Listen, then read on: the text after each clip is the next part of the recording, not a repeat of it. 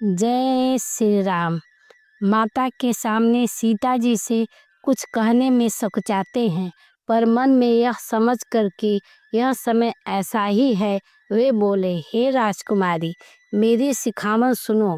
मन में कुछ दूसरी तरह न समझ लेना। जो अपना और मेरा भला चाहती हो तो मेरा वचन मानकर घर रहो। हे भामिनी, मेरी आज्ञा का पालन होगा, सास की सेवा बन पड़ेगी। घर रहने में सभी प्रकार से भलाई है। आदर पूर्वक सास ससुर के चरणों की पूजा करने से बढ़कर दूसरा कोई धर्म नहीं है। जब जब माता मुझे याद करेंगी और प्रेम से व्याकुल होने के कारण उनकी बुद्धि भोली हो जाएगी, हे सुंदरी, तब तब तुम कोमल बाणी से पुरानी कथाएं कह कह कर इन्हें समझाना। हे सुमुखी, मुझे सैकड़ों सौगंध है, मैं यह स्वभाव से कहता हूँ कि मैं तुम्हें केवल माता पिता के लिए ही घर पर रखता हूँ। मेरी आज्ञा मानकर घर पर ही रहने से गुरु और वेदों के द्वारा समस्त धर्म के आचरण का फल तुम्हें बिना ही कलेश के मिल जाता है। किंतु हठ के वश होकर गालव मुनि और राजा नहसु आदि सबने संकट ही सहे। हे सुमुखी, हे सियानी, सुनो, मैं भी पिता के वचन को सत्य करके शीघ्र ही लौटूंगा। दिन जाते देर नहीं लगेगी। हे सुंदरी, हमारी यह सीख सुनो। हे बामा, यदि प्रेमवश हठ करोगी तो तुम परिणाम में दुख पाओगी। वन बड़ा कठिन, कलेशदायक और भयानक है। वहाँ की धूप, जाड़ा, वर्षा और हवा सभी बड़े भयानक है। रास्ते में कूस, कांटे और बहुत से कंकड़ है। उन पर बिना जूते के, चप्पल के पैदल ही चलना होगा। तुम्हारे चरण कोमल और सुंदर हैं और रास्ते में बड़े बड़े दुर्गम पर्वत हैं। पर्वतों में की गुफाएं, खो, दर्रे, नदियाँ, नद और नाले ऐसे अगम और गहरे हैं कि उनकी ओर देखा तक नहीं जाता। रीछ, बाघ, भेड़िया, सिंह और हाथी ऐसे भयानक शब्द करते हैं कि उन्हें सुनकर धीरज भाग जाता है। जमीन पर सोना, पेड़ों के छाल के वस्त्र पहनना और कंद मूल फल का भोजन करना होगा। और वे भी क्या सदा सब दिन मिलेंगे? सब कुछ अपने अपने समय के अनुकूल ही मिल सकेगा। मनुष्यों को खाने वाले निशाचर राक्षस फिरते रहते हैं। वे सैकड़ों प्रकार के कपट रूप धारण कर लेते हैं। पहाड़ का पानी बहुत ही लगता है। वन की विपत्ति बखानी नहीं जा सकती। वन में भीषण सर्प, भयानक पक्षी और स्त्री पुरुषों को चुराने वाले राक्षसों के झुंड रहते हैं। वन की याद आने मात्र से धीर पुरुष भी डर जाते हैं। फिर हे मृगलोचनी, तुम तो स्वभाव से ही डरपोक हो। हे हंस गमनी, तुम वन के योग्य नहीं हो। तुम्हारे बन जाने की बात सुनकर लोग मुझे अपयश देंगे, बुरा भला कहेंगे। मानसरोवर के अमृत समान जल से पाली हुई हंसनी कहीं खारे समुद्र में जी सकती है? नवीन आम के वन में विहार करने वाली कोयल क्या करीले के जंगल में शोभा पाती है? हे चंद्रमुखी, हृदय में ऐसा विचार कर तुम घर पर ही रहो। वन में बड़ा कष्ट है। स्वाभाविक ही हित चाहने वाले गुरु और स्वामी की सीख को जो सिर चढ़ाकर नहीं मानता, वह हृदय में भरपेट पछताता है और उसके हित की हानि अवश्य होती है। प्रियतम के कोमल तथा मनोहर वचन सुनकर सीता जी के सुंदर नेत्र जल से भर गए। श्री राम जी की यह शीतल सीख उनको कैसी जलाने वाली हुई, जैसे चकवी को शरद ऋतु की चांदनी रात होती है। जानकी जी से कुछ उत्तर देते नहीं बनता। वे यह सोचकर व्याकुल हो उठी कि मेरे पवित्र और प्रेमी स्वामी मुझे छोड़ जाना चाहते हैं। नेत्रों के जल को जबरदस्ती रोककर वे पृथ्वी की कन्या सीता जी हृदय में धीरज धरकर सास के पैर लगकर हाथ जोड़कर कहने लगी, हे देवी, मेरी इस बड़ी भारी ढिठाई को क्षमा कीजिए। मुझे प्राणपति ने वही शिक्षा दी है जिससे मेरा परम हित हो, परंतु मैंने मन में समझ कर देख लिया है कि पति के वियोग के समान जगत में कोई दुख नहीं है। हे प्राणनाथ, हे दया के धाम, हे सुंदर, हे सुखों को देने वाले, हे सुजान, हे रघुकुल रूपी, कुमुद के खिलाने वाले चंद्रमा, आपके बिना स्वर्ग भी मेरे लिए नरक के समान है। माता पिता, बहन, प्यारा भाई, प्यारा परिवार, मित्रों का समुदाय, सास ससुर, गुरु, स्वजन, सहायक और सुंदर, सुशील और सुख देने वाला पुत्र। हे नाथ, जहाँ तक स्नेह और नाते हैं, पति के बिना स्त्री को सभी सूर्य से भी बढ़कर तपाने वाले हैं। शरीर, धन, घर, पृथ्वी, नगर और राज, पति के बिना स्त्री के लिए यह सब शोक के समान है, भोग रोग के समान है, गहने भार रूप हैं और संसार यम यातना के समान है। हे प्राणनाथ, आपके बिना जगत में मुझे कहीं कुछ भी सुखदाई नहीं है। जैसे बिना जीव के देह और बिना जल के नदी, वैसे ही हे नाथ, बिना पुरुष के स्त्री। हे नाथ, आपके साथ रहकर आपका शरण पूर्णिमा के निर्मल चंद्रमा के समान मुख देखने से मुझे समस्त सुख प्राप्त होंगे। हे नाथ, आपके साथ पक्षी और पशु ही मेरे कुटुंबी होंगे, वन ही नगर और वृक्ष की छाल ही निर्मल वस्त्र होंगे और पर्णकुटी ही स्वर्ग के समान सुखों की मूल होगी। उदार हृदय की वन देवी और देवता मेरी सास ससुर के समान साथ संभार करेंगे और कुशा और पत्तों की सुंदर सारथी हे प्रभु के साथ कामदेव की मनोहर तोषक के समान होगी। कंद मूल और फल ही अमृत के समान आहार होंगे और वन के पहाड़ ही अयोध्या के सैकड़ों राजमहल के समान होंगे। क्षण क्षण में प्रभु के चरण कमलों को देख देख कर मैं ऐसी आनंदित रहूंगी जैसे दिन में चकवी रहती है। हे नाथ, आपके बन के बहुत से दुख और बहुत से भय, विषाद और संताप कहे, परंतु हे कृपा निधान, वे सब मिलकर भी प्रभु के वियोग से होने वाले दुख के लवलेश के समान भी नहीं हो सकते। ऐसा जी में जानकर हे सुजान शिरोमणि, आप मुझे साथ ले लीजिए, यहाँ न छोड़िए। हे स्वामी, मैं अधिक क्या विनती करूं, आप करुणामय हैं और सबके हृदय के अंदर की जानने वाले हैं। हे दीनबंधु, हे सुंदर, हे सुख देने वाले, हे शील और प्रेम के भंडार, यदि अवधि 14 वर्ष तक मुझे अयोध्या में रखते हैं तो जान लीजिए कि मेरे प्राण नहीं रहेंगे। क्षण क्षण में आपके चरण कमलों को देखते रहने से मुझे मार्ग में चलने में थकावट न होगी। हे प्रियतम, मैं सभी प्रकार से आपकी सेवा करूंगी और मार्ग चलने में होने वाली सारी थकावट को दूर कर दूंगी। आपके पैर धोकर पेड़ों की छाया में बैठकर मन में प्रसन्न होकर हवा करूंगी। पसीने की बूंदों सहित श्याम शरीर को देखकर प्राणपति के दर्शन करते हुए दुख के लिए मुझे अवकाश ही कहाँ रहेगा। समतल भूमि पर घास और पेड़ों के पत्ते बिछाकर यह दासी रात भर आपके चरण दबाएगी। बार बार आपकी कोमल मूर्ति को देखकर मुझको गर्म हवा भी ना लगेगी। प्रभु के साथ मेरी ओर देखने वाला कौन है, अर्थात कोई नहीं देख सकता।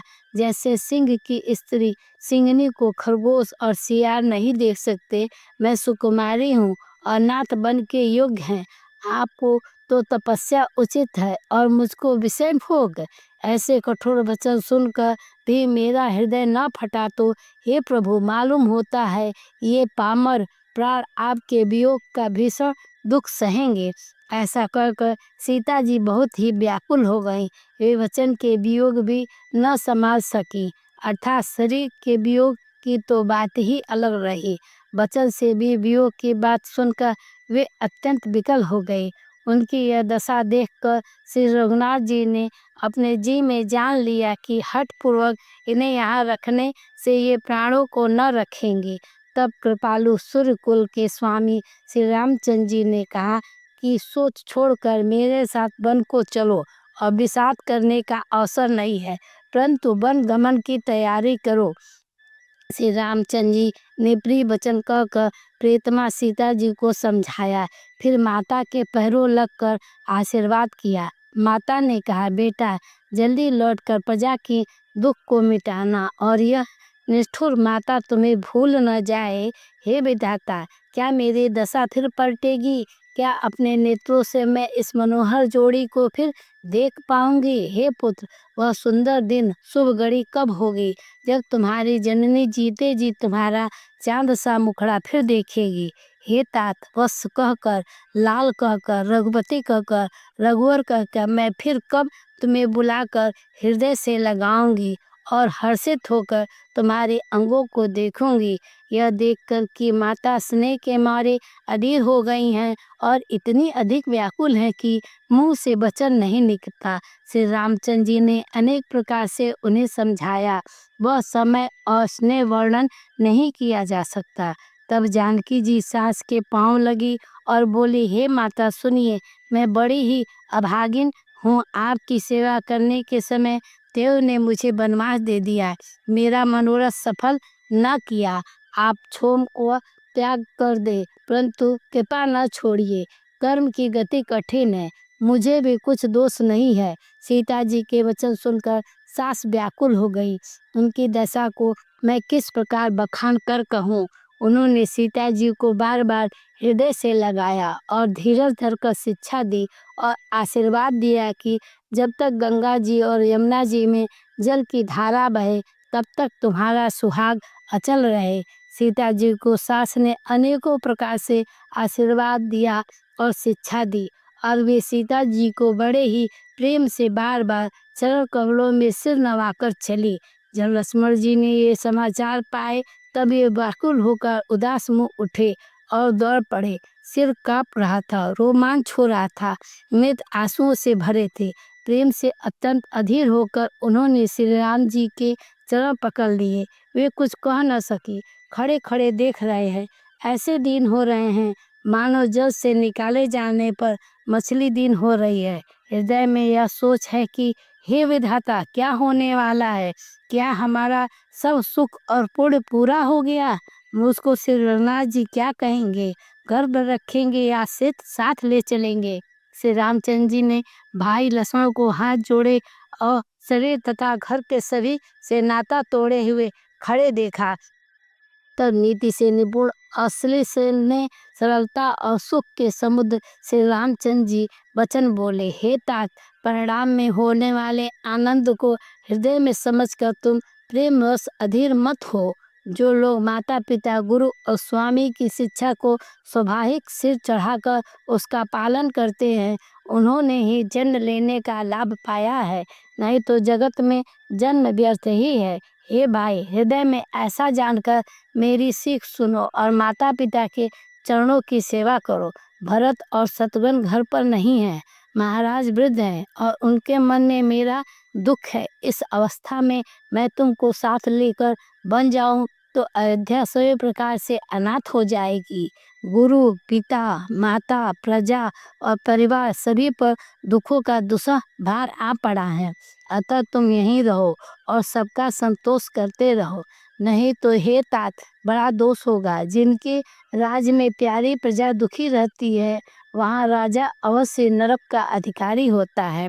हे तात, ऐसी नीति विचार कर तुम घर रहो। यह सुनते ही लक्ष्मण जी बहुत ही व्याकुल हो गए। इन शीतल वचनों से वे कैसे सूख गए, जैसे पाले के स्पर्श से कमल सूख जाता है।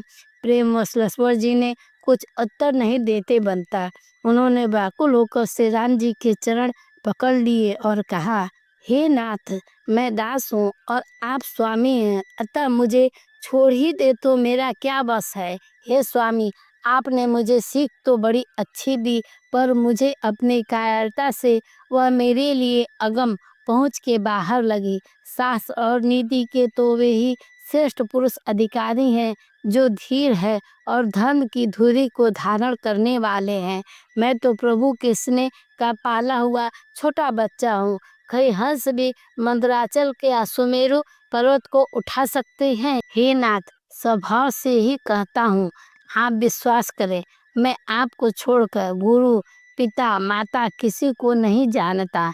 जगत में जहाँ तक स्नेह, संबंध, प्रेम और विश्वास है, जिनको स्वयं वेद ने गाया है, हे स्वामी, हे दीनबंधु, हे सबके हृदय की अंदर की जानने वाले, मेरे तो वे सब कुछ केवल आप ही हैं। धर्म और नीति का उपदेश तो उसको करना चाहिए जिसे कृति, विभूति, ऐश्वर्य या प्यारी हो, किंतु जो मन, वचन और कर्म चरणों में ही प्रेम रखता हो, हे कृपा सिंधु, क्या वह भी त्यागने के योग्य है? दया के समुद्र श्री रामचंद्र जी ने भले भाई की कोमल और नम्रता युक्त वचन सुनकर और उन्हें स्नेह के कारण डरे हुए जानकर हृदय से लगाकर समझाया और कहा, हे भाई, जाकर माता से विदा मांग आओ और जल्दी वन को चलो।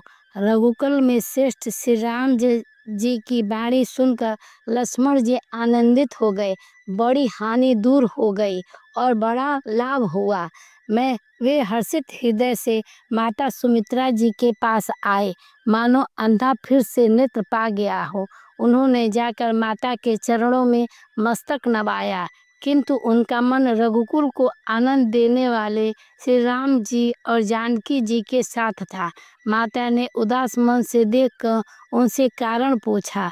लक्ष्मण जी ने सब कथा विस्तार से कह सुनाई। सुमित्रा जी कठोर वचनों को सुनकर ऐसी सहम गई जैसे हिरनी चारों ओर वन में आग लगी देखकर सहम जाती है। लक्ष्मण ने देखा कि आज अनर्थ हुआ है, ये स्नेहवश काम बिगाड़ देंगी, इसलिए वे विदा मांगते हुए डर के मारे सकुचाते हैं और मन ही मन सोचते हैं कि हे विधाता, माता साथ जाने को कहेगी या नहीं। सुमित्रा जी ने श्री राम जी और सीता जी की रूप, सुंदर शील और स्वभाव को समझकर और उन पर राजा का प्रेम देखकर अपना सिर पीटा और कहा, पापनी कैकेयी ने बुरी तरह घात लगाया है, परंतु कुछ समय जानकर धैर्य धारण किया और स्वभाव से ही हित चाहने वाली सुमित्रा जी कोमल वाणी से बोली, हे तात, जानकी जी तुम्हारी माता हैं और सब प्रकार से स्नेह करने वाले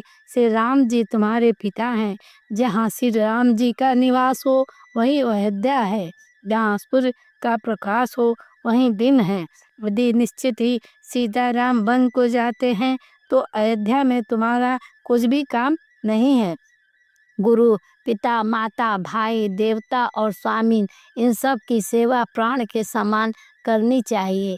फिर श्री रामचंद्र जी तो प्राणों से भी प्रिय हैं, हृदय के भी जीवन है और सभी के स्वार्थ रहित सखा हैं। जगत में जहाँ तक पूजनीय और परम प्रिय लगे, वे सब राम जी के ही नाते हैं, पूजनीय और परम प्रिय मानने योग्य हैं। हृदय में ऐसा जानकर हे तात, उनके साथ बन जाओ और जगत में जीने का लाभ उठाओ। मैं बलिहारी जाती हूँ। हे पुत्र, मेरे समेत तुम बड़े ही सौभाग्य के पात्र हुए, जो तुम्हारे चित्त ने छल छोड़कर श्री राम जी के चरणों में स्थान प्राप्त किया। संसार में वही युक्ति स्त्री पुत्रवती है जिसका पुत्र श्री रघुनाथ जी का भक्त हो, नहीं तो जो राम से विमुख पुत्र से अपना हित जानती है वह तो बाज ही अच्छी है। पशु की भांति उसका बयान पुत्र प्रसव करना व्यर्थ ही है। तुम्हारे ही भाग्य से श्री राम जी वन को जा रहे हैं। हे तात, दूसरा कोई कारण नहीं है। संपूर्ण बुढ़ियों का सबसे बड़ा फल यही है कि सीताराम जी के चरणों में स्वाभाविक प्रेम हो। राग, रोग, ईर्ष्या, मद और मोह, इनके बस स्वप्न में भी मत होना। सब प्रकार के विकारों का त्याग कर मन, वचन और कर्म से श्री सीता जी की सेवा करना। तुमको वन में सब प्रकार से आराम है, जिसमें साथ श्री राम जी और सीता जी पिता माता के हैं। हे पुत्र, तुम वही करना जिससे श्री रामचंद्र जी के वन में कलेश न पाएं। मेरा यही उपदेश है। हे तात, मेरा यही उपदेश है, अर्थात तुम वही करना जिससे वन में तुम्हारे कारण श्री राम जी और सीता जी सुख पाए और पिता माता, प्रिय परिवार तथा नगर के सुखों की याद भूल जाएं। तुलसीदास जी कहते हैं, सुमित्रा जी ने इस प्रकार हमारे प्रभु श्री लक्ष्मण जी को शिक्षा देकर वन जाने की आज्ञा दी और फिर यह आशीर्वाद दिया कि श्री सीता जी और श्री रघुनाथ जी के चरणों में तुम्हारा निर्मल निष्काम और प्रगाढ़ प्रेम नित नित नया हो। माता के चरणों में सिर नवाकर हृदय से डरे हुए कि अब कोई विघ्न न आ जाए, लक्ष्मण जी तुरंत इस तरह चल दिए जैसे सौभाग्यवश कोई हिरण कठिन फंदे को तोड़ाकर भाग निकला हो। लक्ष्मण जी वहां गए जहां रघुनाथ जी थे। उनका प्रिय साथ पाकर मन में बड़े ही प्रसन्न हुए और श्री राम जी और सीता जी के सुंदर चरणों की वंदना करके वे उनके साथ चले और राजभवन में आए। मगर के स्त्री पुरुष आपस में कह रहे हैं कि विधाता ने खूब बनाकर बात बिगाड़ दी। उनके शरीर दुबले, मन दुखी और मुख उदास हो रहे हैं। वे ऐसे व्याकुल हैं जैसे शहद छीन लिए जाने पर शहद की मक्खियाँ व्याकुल हो जाती हैं। सब हाथ मल रहे हैं और सिर धुन कर पछता रहे हैं, मानो बिना पंख के पक्षी व्याकुल हो रहे हैं। राजद्वार पर बड़ी भीड़ हो रही है, अपार विषाद का वर्णन नहीं किया जा सकता। श्री रामचंद्र जी पधारे, ये प्रिय वचन कहकर मंत्री ने राजा को उठाकर बैठाया।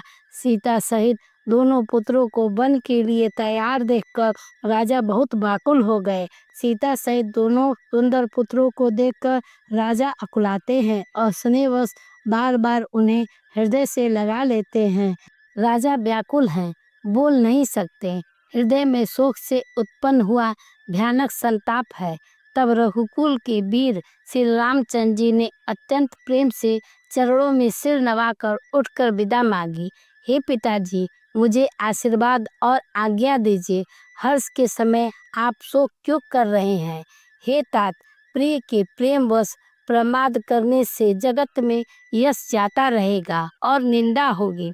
यह सुनकर स्नेहवश राजा ने उठकर श्री रघुनाथ जी की बाहें पकड़कर उन्हें बैठा लिया और कहा, हे तात सुनो, तुम्हारे लिए मुनि लोग कहते हैं कि श्री राम चराचर जगत के स्वामी हैं। शुभ और अशुभ कर्मों के अनुसार ईश्वर हृदय में विचार कर फल देता है। जो कर्म करता है वही फल पाता है, ऐसी वेद की नीति है। यह सब कोई कहते हैं, किंतु इस अवसर पर तो इसके विपरीत हो रहा है। अपराध तो कोई और ही करे और उसके फल का भोग कोई और ही पावे। जब भगवान की लीला बड़ी ही विचित्र है, उसे जानने योग्य जगत में कौन है। राजा ने इस प्रकार से रामचंद्र जी को रखने के लिए छल छोड़कर बहुत से उपाय किए, पर जब उन्होंने धर्म धुरंधर धीर और बुद्धिमान से राम जी का रुख देख लिया और वे रहते हुए न जान पड़े, तब राजा ने सीता जी को हृदय से लगा लिया और बड़े प्रेम से बहुत प्रकार की शिक्षा दी। बन के दुख कह कर सुनाए। फिर सास ससुर तथा पिता के पास रहने के सुख को समझाया। परंतु सीता जी का मन श्री रामचंद्र जी के चरणों में अनुरक्त था, इसलिए उन्हें घर अच्छा नहीं लगा और वह न वन के भयानक लगा। फिर और सब लोगों ने भी वन में विपत्तियों की अधिकता बता बताकर सीता जी को समझाया। मंत्री सुमंत जी की पत्नी और गुरु वशिष्ठ जी की स्त्री अरुंधति जी तथा और भी चतुर स्त्रियां स्नेह के साथ कोमल बाड़ी से कहती हैं कि तुमको तो राजा ने वनवास नहीं दिया है, इसलिए जो ससुर गुरु और सास कहें तुम वही करो। यह शीतल हितकारी मधुर और कोमल सीख सुनने पर सीता जी को अच्छी नहीं लगी। वे इस प्रकार व्याकुल हो गईं, मानो शरद ऋतु की चंद्रमा की चांदनी लगते ही चकई व्याकुल हो उठी हो।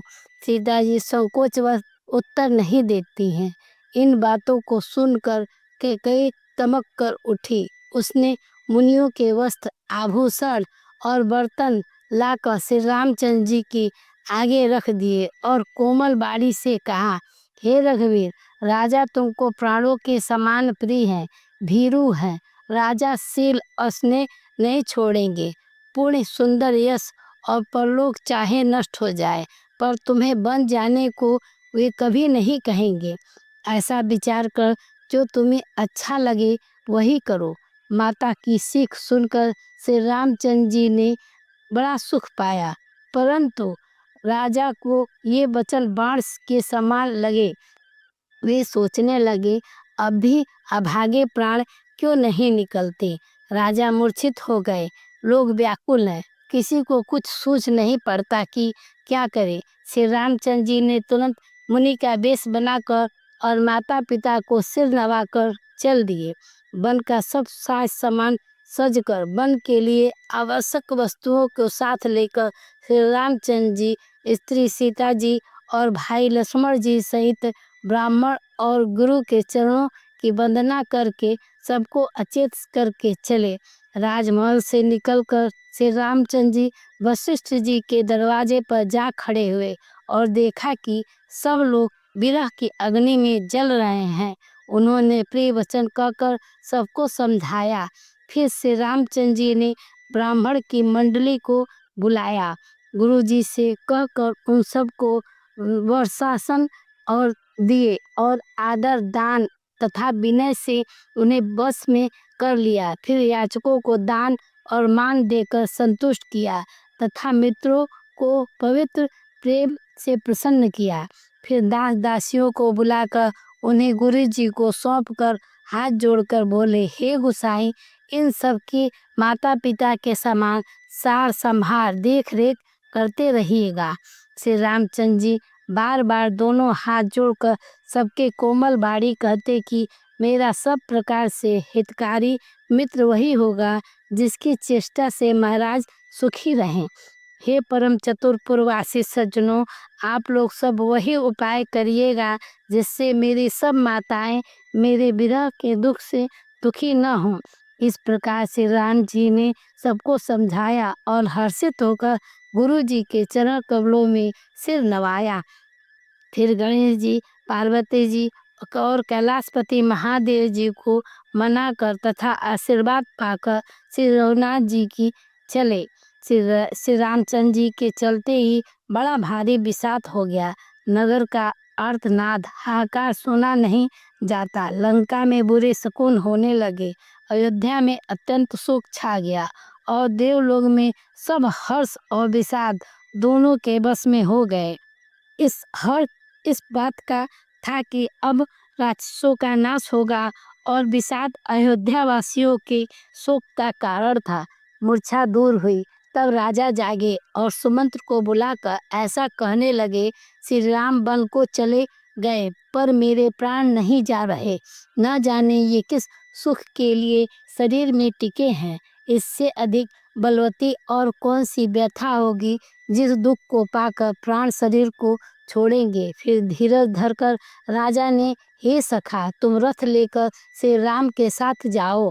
अंततः सुकुमार दोनों कुमारों को और सुकुमारी जानकी को रथ में चढ़ाकर वन दिखलाकर 4 दिन के बाद लौटा लाना। अभी धैर्यवान दोनों भाई न लौटे क्योंकि रघुनाथ जी प्रण के सच्चे और दृढ़ता से नियम का पालन करने वाले हैं। तो तुम हाथ जोड़कर विनती करना कि हे प्रभु, जनक कुमारी सीता जी को तो लौटा दीजिए। जब सीता वन को देखकर डरे तब मौका पाकर मेरी यह सीख उनसे कहना कि तुम्हारे सास और ससुर ऐसा संदेश कहा है कि हे पुत्री, तुम लौट चलो। वन में बहुत क्लेश है, कभी पिता के घर कभी ससुराल, जहाँ तुम्हारी इच्छा हो वहीं रहना। इस प्रकार तुम बहुत से उपाय करना। यदि सीता जी लौट आए तो मेरे प्राणों को सहारा हो जाएगा, नहीं तो अंत में मेरा मरण ही होगा। विधाता के विपरीत होने पर कुछ वश नहीं चलता। हाँ, राम लक्ष्मण और सीता को लाकर दिखाओ। ऐसा कहकर राजा मूर्छित होकर पृथ्वी पर गिर पड़े। सुमंत्र जी राजा की आज्ञा पाकर सिर नवाकर और बहुत जल्दी रथ जुड़वा कर वहाँ गए जहाँ नगर के बाहर सीता जी सहित दोनों भाई थे। तब वहाँ पहुंचकर सुमंत्र ने राजा के वचन श्री रामचंद्र जी को सुनाए और विनती करके उनको रथ पर चढ़ाया। सीता जी सहित दोनों भाई रथ पर चढ़कर हृदय में अयोध्या को सिर नवाकर श्री रामचंद्र जी को जाते हुए और अयोध्या को अनाथ होते हुए देखकर सब लोग व्याकुल होकर उनके साथ हो लिए। कृपा के समुद्र श्री राम जी उन्हें बहुत तरह से समझाते हैं तो वे अयोध्या की ओर जाते हैं, परंतु प्रेमवश फिर लौट आते हैं। अयोध्यापुरी बड़ी डरावनी लग रही है, मानो अंधकारमयी काल रात्रि ही हो। नगर के नर नारी भयानक जंतु के समान एक दूसरे को देखकर डर रहे हैं। घर शमशान, कुटुंबी, भूत प्रेत और पुत्र हितैषी और मित्र मानो यमराज के दूत हैं। बागीचों में वृक्ष और बेलें कुम्हला रही हैं। नदी और तालाब ऐसे भयानक लगते हैं कि उनकी ओर देखा भी नहीं जाता।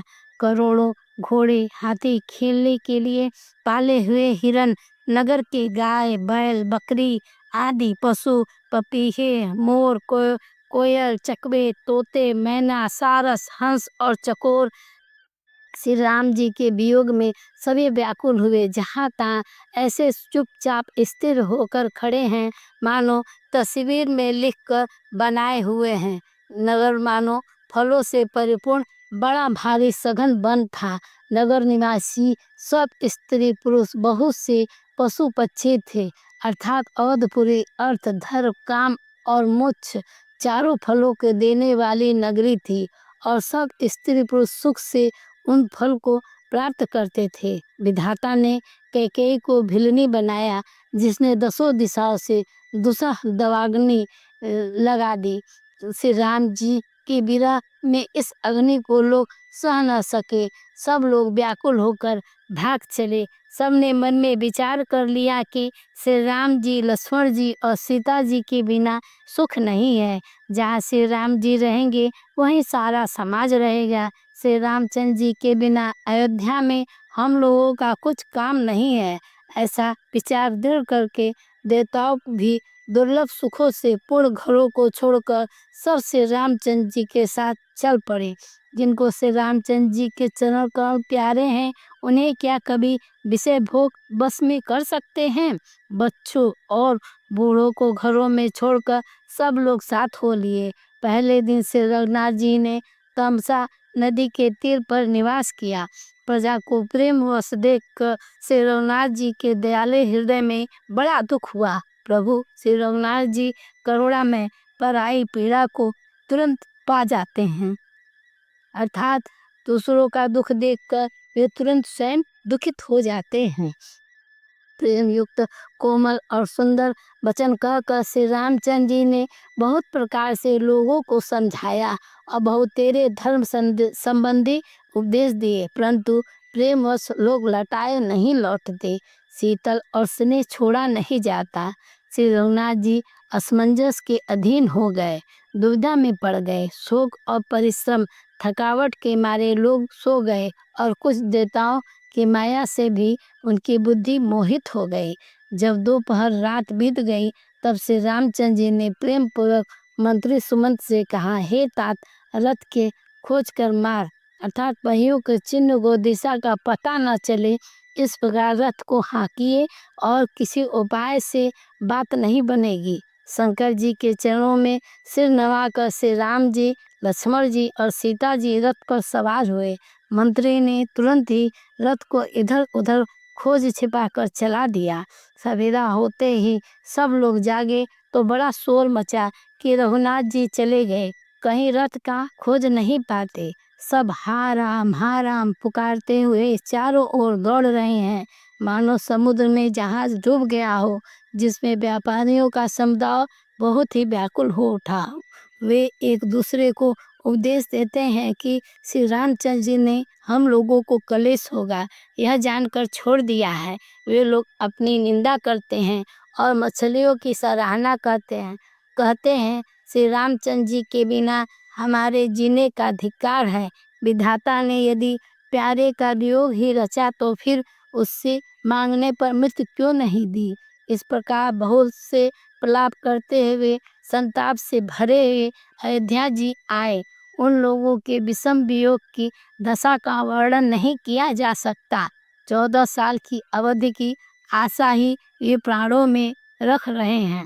तब स्त्री पुरुष श्री रामचंद्र जी के दर्शन के लिए नियम और व्रत करने लगे और ऐसे दुखी हो गए जैसे चकवा चकवी और कमल सूर्य के बिना दिन हो जाते हैं। सीता जी और मंत्री सहित दोनों भाई ऋग्वेश्वरपुर जा पहुँचे। वहाँ गंगा जी को देखकर श्री राम जी रथ से उतर पड़े और बड़े हर्ष के साथ उन्होंने दंडवत की। लक्ष्मण जी, सुमंत्र और सीता जी ने भी प्रणाम किया। सबके साथ श्री रामचंद्र जी ने सुख पाया। गंगा जी समस्त आनंद मंगलों की मूल है। वे सब सुखों को करने वाली और सब पीड़ाओं को हरने वाली हैं। अनेक कथा प्रसंग करते हुए श्री राम जी गंगा जी की तरंगों को देख रहे हैं। उन्होंने मंत्री छोटे भाई लक्ष्मण जी को और प्रिया सीता जी को देव नदी गंगा की बड़ी महिमा सुनाई। इसके बाद सबने स्नान किया, जिसने मार्ग का सारा श्रम थकावट दूर हो गया और पवित्र जल पीते ही मन प्रसन्न हो गया, जिसके स्मरण मास से बार बार जन्मने और मरने का महान श्रम मिट जाता है। उनको भ्रम होना यह केवल लौकिक व्यवहार नर लीला है। शुद्ध शुद्ध सच्चिदानंद कुंदन स्वरूप सूर्यकुल के ध्वजारूप भगवान श्री रामचंद्र जी मनुष्य के सहृदय ऐसे चरित करते हैं जो संसार रूपी समुद्र के पार उतरने के लिए पुल के समान है। जब निषाद राजगुरु ने यह खबर पाई तब आनंदित होकर उसने अपने प्रियजनों और भाई बंधुओं को बुला लिया और भेंट देने के लिए फल फूल कंद लेकर और उन्हें भारी बगहियों में भरकर मिलने के लिए चला। उसके हृदय में हर्ष का पार नहीं था। दंडवत करके भेंट सामने रखकर वह अत्यंत प्रेम से प्रभु को देखने लगा। श्री रघुनाथ जी ने स्वाभाविक स्नेह के वश होकर उसे अपने पास बैठाकर कुशल पूछी।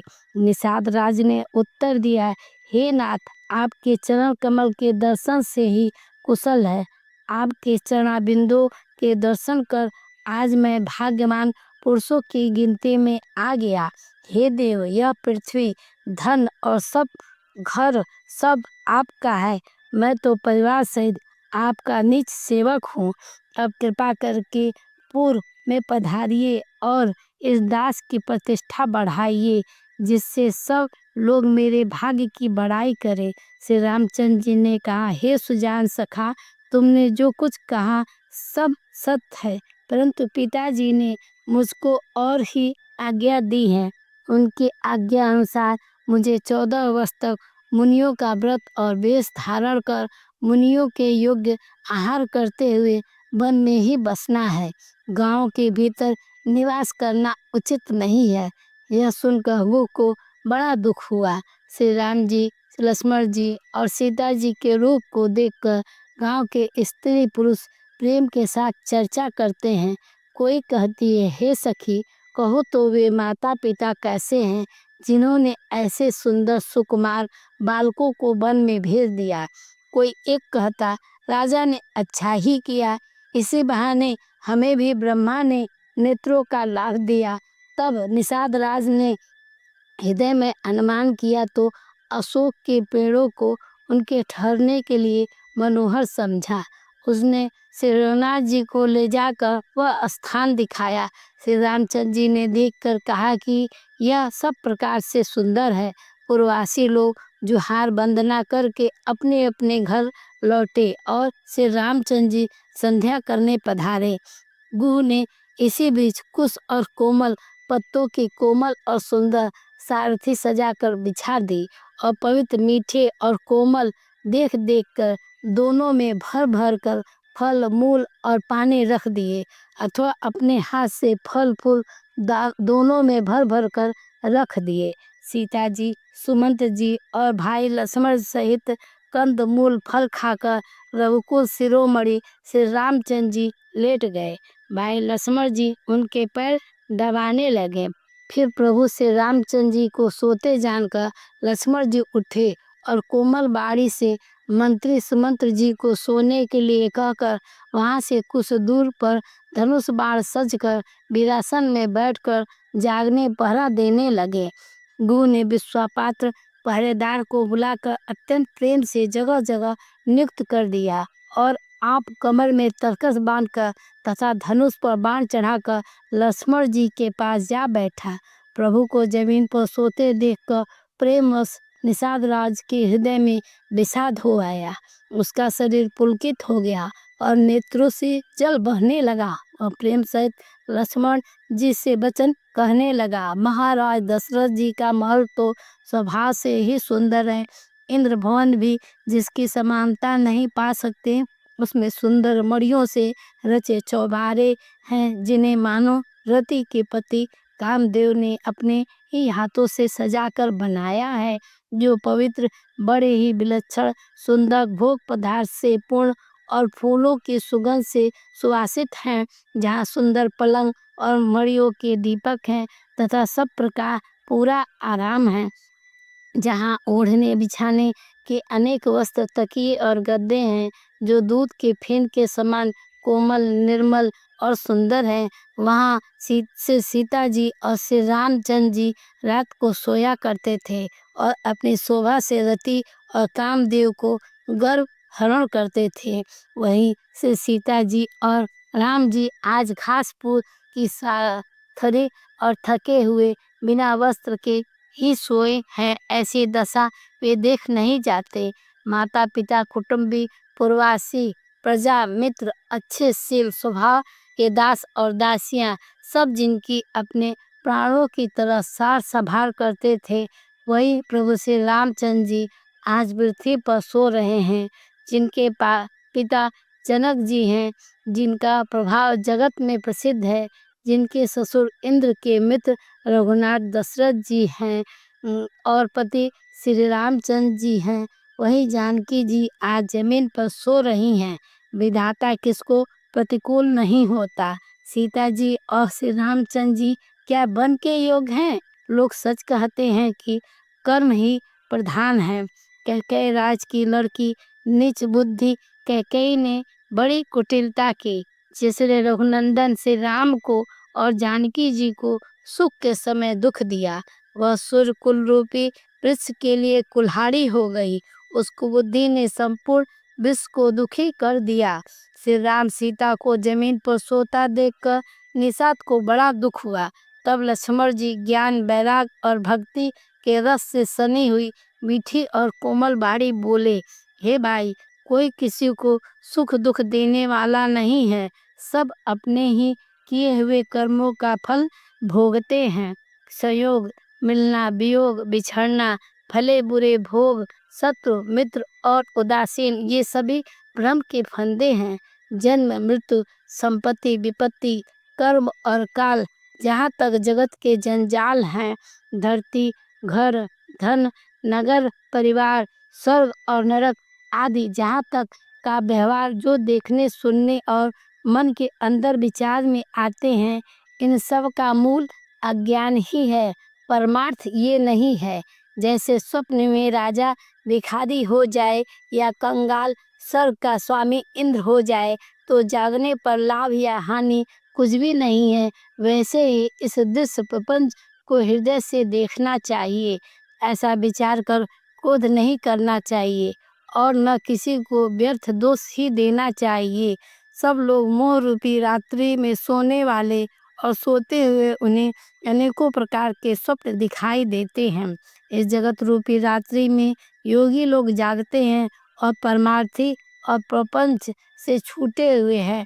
जगत का जीव को जागा हुआ तभी जानना चाहिए जब संपूर्ण भोग विलासों से वैराग हो जाए। विवेक होने पर मोह रूपी भ्रम भाग जाता है।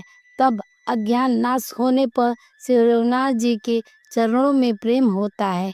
हे सखा, मन वचन और कर्म से श्री राम जी के चरणों में प्रेम होना, यही सर्वश्रेष्ठ परमार्थ है। श्री रामचंद्र जी परमार्थ स्वरूप पर ब्रह्मा है। वे अविगत हैं, वो अलख अनादि अनुपम, सब विकारों से रहित और भेद शून्य है। वेद जिनका नित्य नेति नेति कहकर निरूपण करते हैं, वही कृपालु श्री रामचंद्र जी भक्त भूमि ब्राह्मण गौ और देवताओं के हित के लिए मनुष्य शरीर धारण करके लीलाएं करते हैं, जिसे सुनने से जगत के जंजाल मिट जाते हैं। इस प्रकार से 15वां अध्याय समाप्त हुआ। जय श्री राम, जय श्री राम।